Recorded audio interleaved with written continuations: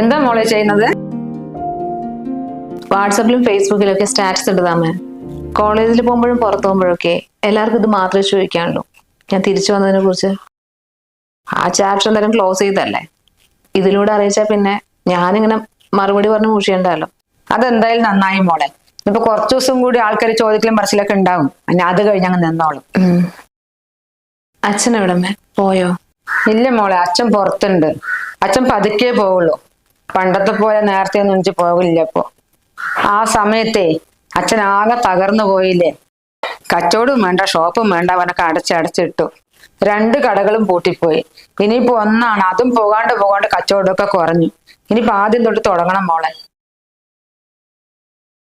ഞാൻ കാരണം അച്ഛന് നാട്ടുകാരെ മുഖത്ത് നോക്കാൻ പറ്റാണ്ടായില്ലമ്മേ. അതുകൊണ്ടല്ലേ കടയിൽ പോകാൻ പറ്റാണ്ടായതും കടകളൊക്കെ അടച്ചു കൂട്ടിയതും. അതൊക്കെ കഴിഞ്ഞ കാര്യങ്ങളല്ലേ, നമ്മളെന്തിനു വെറുതെ അതും പറഞ്ഞ് നടക്കുന്നത്? കഴിക്കാൻ എടുത്ത് വെച്ചിട്ടുണ്ട്, മോള് വാ.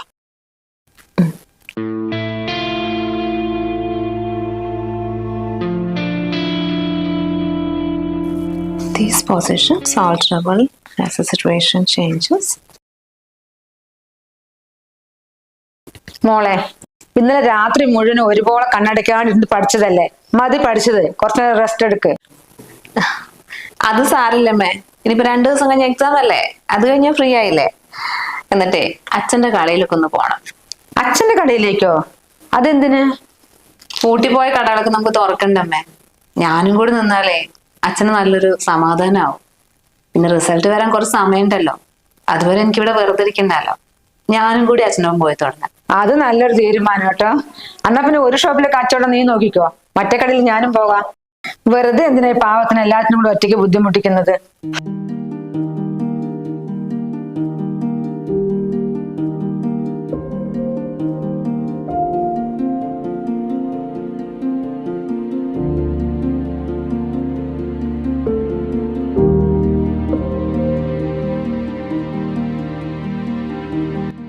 അമ്മേ, അമ്മേ. എന്താ മോൾ ഇത്രയും വൈകിയത്? അമ്മേ, നന്നായിട്ട് വൈകി ഇന്ന്. നല്ല ട്രാഫിക് ജാം, പിന്നെ ബസ്സൊന്നും നിർത്തുന്നുമില്ല. എല്ലാവരും ഓഫീസ് കഴിഞ്ഞ് വരുന്ന സമയല്ലേ, സ്കൂളും വിട്ട് പിള്ളേരുടെ തിരക്കും എല്ലാം കൂടി ആയിട്ട്. എന്നാ നീ കാർ എടുത്തിട്ട് വെക്കൂടെ? ഇവിടെ വെറുതെ നിർത്തിയിട്ടിരിക്കല്ലേ, തിരക്കിട്ട് ഡ്രൈവിംഗ് ഒക്കെ പഠിക്കുന്നുണ്ടല്ലോ. ഇനി കാറും എടുത്തിട്ട് പോയാൽ മതി. 2 മണിക്കൂർ കഴിഞ്ഞ് ഞാൻ ഇവിടെ എത്താൻ. ബസ്സുകാരങ്ങനെയാണല്ലോ, ഒരു ഇത്തിരി സ്ഥലം എവിടെയെങ്കിലും കിട്ടിയിട്ടെങ്കിൽ അവരങ്ങനെ കഴിച്ചൂലേ, അങ്ങനെ എത്തിയതാ. കൊറേ ദിവസം അച്ഛനിങ്ങനെ പറയുന്നു എനിക്കൊരു സ്കൂട്ടി വാങ്ങിച്ചു തരണം എന്നുള്ളത്. അതിനെതിരെ അച്ഛനെ ബുദ്ധിമുട്ടിക്കുന്നത് ഞാൻ വാങ്ങില്ലേ.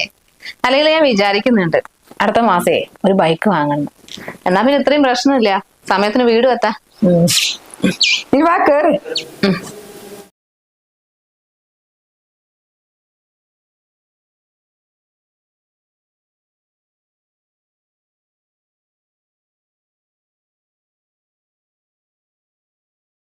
അമ്മേ, അമ്മ ഒന്ന് ഫോൺ നോക്കിക്കേ.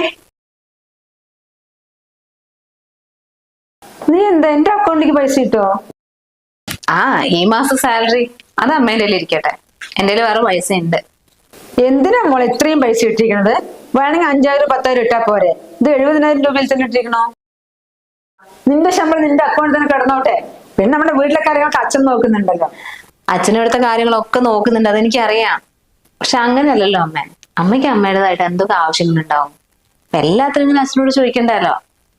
അത് മാത്രല്ല അമ്മ, നമ്മുടേതായിട്ട് കുറച്ച് പൈസ നമ്മുടെ കയ്യിൽ ഉണ്ടെങ്കിലേ അതിന്റെ ഒരു കോൺഫിഡൻസ് വേറെ തന്നെയാണ്. എന്നാ പിന്നെ അതിൽ ഇരുന്നോട്ടെ. അല്ല മോളെ, നിനക്ക് 6 മാസം കഴിഞ്ഞ എക്സാം ഉണ്ട് പറഞ്ഞില്ലേ, അത് എഴുതണ്ടേ? പിന്നെ എഴുതാണ്ട് പ്രമോഷൻ ടെസ്റ്റ് അല്ലമ്മേ, അത് കിട്ടിക്കഴിഞ്ഞാലേ ഈ 70,000 ഒന്നും അല്ല, 1,40,000 സാലറി കിട്ടാൻ പോകുന്നത്. ദൈവാനുഗ്രഹം കൊണ്ട് കിട്ടിയാൽ മതിയായിരുന്നത്. മോൾക്ക് വിശക്കുന്നില്ലേ? ഡ്രസ്സൊക്കെ മാറ്റിട്ടേ വേഗം ഒന്ന് ഫ്രഷ് ആയിട്ട് വാ, അപ്പോഴേക്കും ഇതാക്കി തരാം.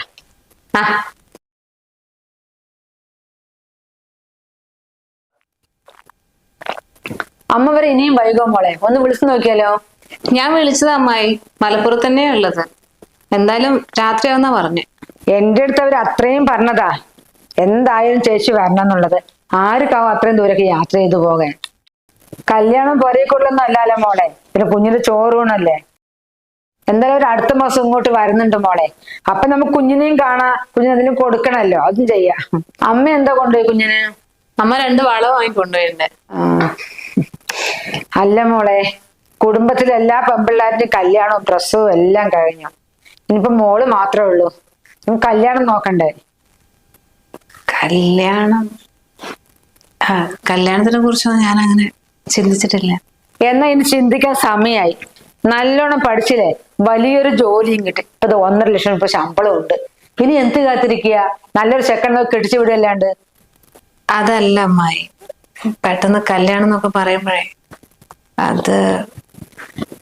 അതൊന്നും ശരിയാവും തോന്നുന്നില്ല. മോളെ, നീ എന്താ ഉദ്ദേശിക്കുന്നത് അമ്മായിക്ക് മനസ്സിലായി. ആർക്കും പറ്റാത്ത തെറ്റൊന്നും എനിക്ക് പറ്റിയിട്ടില്ലല്ലോ. നിനക്ക് അവന് ഇഷ്ടമായി, നീ അവനോട് ഇറങ്ങിപ്പോയി. അത് വലിയൊരു തെറ്റ് തന്നെയാണ്, വീട്ടുകാരനെ വേദനിപ്പിച്ചിട്ട്. അവന്റെ ചതി മനസ്സിലാക്കി നീ തിരിച്ചു വന്നില്ലേ, അതന്നെ ഏറ്റവും വലിയ ധൈര്യമല്ലേ മോളെ. എത്ര പിള്ളേർ ഈ ധൈര്യം കാണിക്കും? 75% പിള്ളേരും അതന്നെ പറഞ്ഞിട്ടിരിക്കുകയല്ലേ അവിടെ.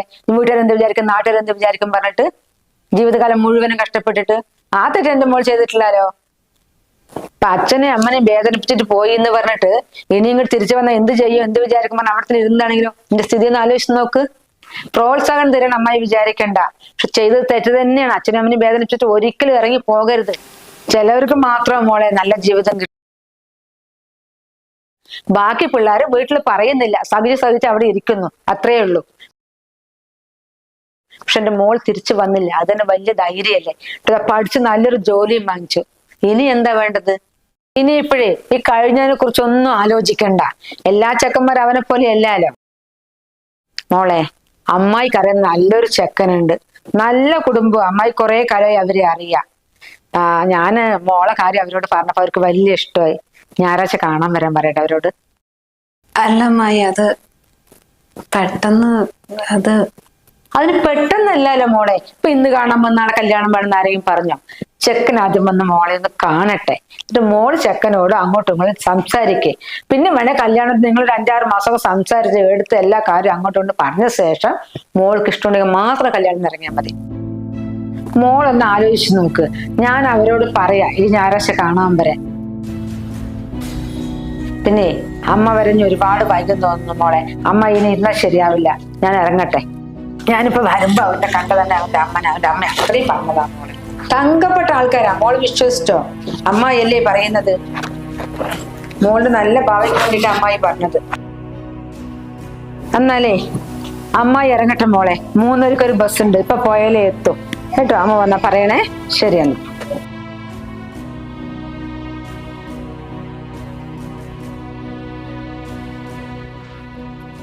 ഇതമ്മ ഞങ്ങളുടെ പുതിയ ഓഫീസ്.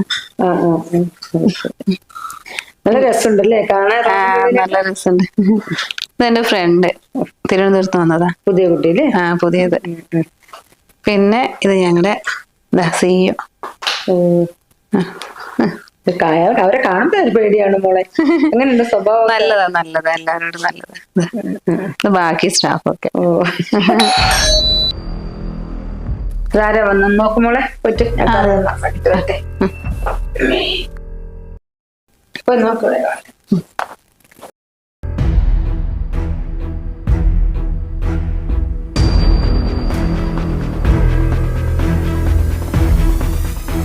ആരാ? മനസ്സിലായില്ല. മനസ്സിലാൻ വഴിയില്ല. ഞാനും ഇവിടെ ആദ്യമായിട്ടാ. ഇവിടെ അനീഷിനെ അറിയോ? അവന്റെ വീട്ടിൽ ഫംഗ്ഷൻ വന്നാ. അപ്പൊ ഇവിടെ കൂടെ ഒന്ന് കേറിയിട്ട് പോവാന്ന് വിചാരിച്ച. അച്ഛനെ കാണാൻ വന്നാണെങ്കിൽ അച്ഛനിവിടെ ഇല്ല കേട്ടോ, ഷോപ്പിലേക്ക് പോയതാ. ആണോ? ഞങ്ങളെ ഈ വരുന്ന ഞായറാഴ്ച ഇങ്ങോട്ട് വരാൻ നിൽക്കായിരുന്നു. പിന്നെ ഇവിടെ തൊട്ടടുത്തൊരു വീട്ടിൽ വന്നപ്പോ ഇവിടെയും കൂടെ കേറിയിട്ട് പോവാന്ന് വിചാരിച്ച. അല്ല അമ്മയില്ലേ? ഇതാ എത്തിയിട്ടുണ്ട്. ശരി എന്നാ ശരി. മോനെ, അവൾക്ക് മനസ്സിലായില്ല കേട്ടോ. അമ്മായി ഇപ്പഴാ വിളിച്ചു പറഞ്ഞത്. വാ മോൻ കേറ്. മോളെ ഒരു ചായ എടുക്ക്.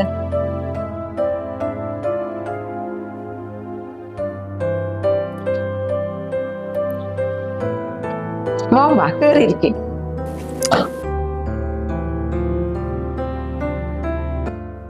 കേറണമെന്ന് വിചാരിച്ചല്ലോ.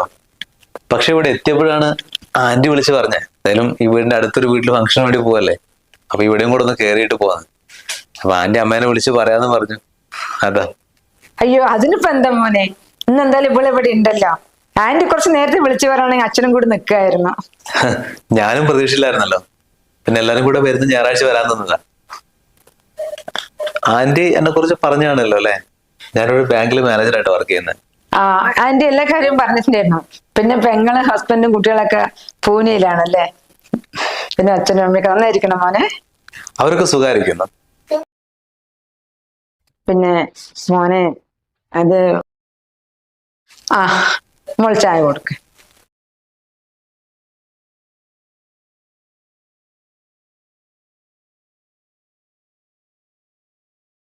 ഞാൻ പറയാമേ. എന്നാ പിന്നെ നിങ്ങൾ സംസാരിക്കും. ആ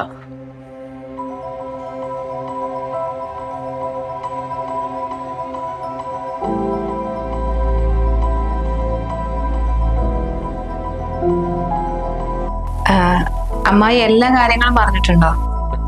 എല്ലാ കാര്യങ്ങളും പറഞ്ഞിട്ടുണ്ട്. ഒക്കെ അറിഞ്ഞിട്ടാ ഞാൻ ഇങ്ങോട്ട് വന്നത്. അതൊക്കെ വിട് തൽക്കാലം. നമ്മളിപ്പോ അത് സംസാരിക്കാനല്ലോ വന്നേ. ഈ കല്യാണം എന്ന് പറയുന്നത് നമ്മുടെ കയ്യിലല്ലോ, അതിനൊരു സമയമുണ്ട്. ആ സമയത്ത് നടക്കുള്ളൂ. പിന്നെ ആവട്ടെ ഇങ്ങനെ വെച്ചപ്പോ സമയം അങ്ങോട്ട് കടന്നുപോയി. മാത്രമല്ല നമുക്ക് മനസ്സിലാണെങ്കിൽ ഒരാളെയും കൂടെ കിട്ടണ്ടേ, അതങ്ങനെ ലേറ്റായത്.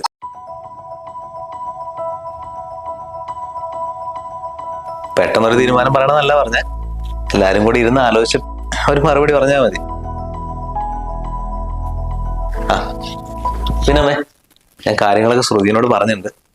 അപ്പൊ നിങ്ങളൊരു ഡേറ്റ് അറിയിക്കുകയാണെങ്കിലേ ഞാൻ അച്ഛനും അമ്മേനെയും പെങ്ങളെയും എല്ലാരും കൂട്ടിയിട്ട് ഇങ്ങോട്ട് വരാന്ന്. ആ മോനെ പറയാം.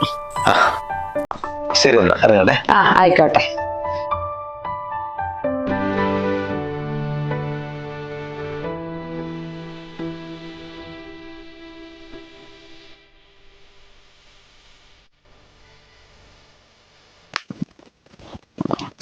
അമ്മേ ഞാൻ ഇറങ്ങാട്ടോ. മോളെ ഇപ്പൊ തന്നെ പോവുക? നിനക്ക് നാളെ പോയാ പോരെ? അയ്യോ അത് വേണ്ടമ്മേ, ഇപ്പൊ തന്നെ അച്ഛനും മോനും വിളിച്ചോണ്ടിരിക്കുന്നുണ്ട്. എന്നെ കാണാണ്ട് രണ്ടാളും ഇരിക്കില്ല. എന്നാ നിനക്ക് അവരെ കൂട്ടിട്ട് വന്നാ പോരെ? ഇത് വീട്ടിൽ വന്നു അപ്പൊ തന്നെ തിരിച്ചു പോകുന്നു. എന്താ മോളെ ഇത്? ആ നല്ല കാര്യേ. ഏട്ടനും വരേക്ക് ലീവൊന്നും കിട്ടലില്ല. ഇതിപ്പോ എനിക്ക് അടുത്ത സെമിനാർ ഉള്ളത് കൊണ്ടേ ഹാഫ് ഡേ ലീവ് എടുത്ത് വീട്ടിലിരിക്കുന്നതാ. വേഗം പോണം. കുഞ്ഞിനെ ഒന്ന് കാണാൻ തോന്നിട്ടാ. എത്ര ദിവസമായി ഞാൻ അവനെ ഒന്ന് കണ്ടിട്ട്. ഈ 16-ാം തീയതി മോന്റെ എക്സാം കഴിയും. പിന്നെ 10 ദിവസം ലീവ് അല്ലേ. ഒരു കാര്യം ചെയ്യും, അച്ഛനും അമ്മയും അങ്ങോട്ടേക്ക് വാ, നമുക്ക് കുറച്ച് സ്ഥലങ്ങളിലൊക്കെ പോവാം. ആ എന്നാ ആയിക്കോട്ടെ. അല്ലെങ്കിൽ എപ്പോഴും അങ്ങനെ തന്നെയല്ലേ ചെയ്യില്ലേ. അതുകൊണ്ട് മോൾക്ക് ഇവിടെ നിൽക്കാൻ സമയം. ആ ശരി, ഞാൻ ഇറങ്ങട്ടെ. ഇതാ വിളിച്ചോണ്ടിരിക്കുന്നു. ആ ഹലോ, എവിടെ നിക്കും? ആ ഞാൻ വരാ. നമ്മ പോണ വഴിക്ക് ഞാൻ അച്ഛന്റെ ഷോപ്പിൽ കയറാട്ടോ. ആ ആയിക്കോട്ടെ മോളെ, ഞാൻ അച്ഛനെ വിളിച്ച് പറയാട്ടോ.